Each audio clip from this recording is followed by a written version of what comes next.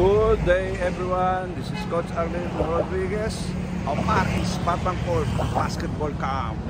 Kids, if you want to develop your skills in basketball, join us at Old Saniga Aircon Gym every Saturday 2 p.m. to 5 p.m. See you! Shoutout nga pala sa tropang ligaya o Mandaluyong. Keep on moving. Taking boys, the ladies of Mandaluyong.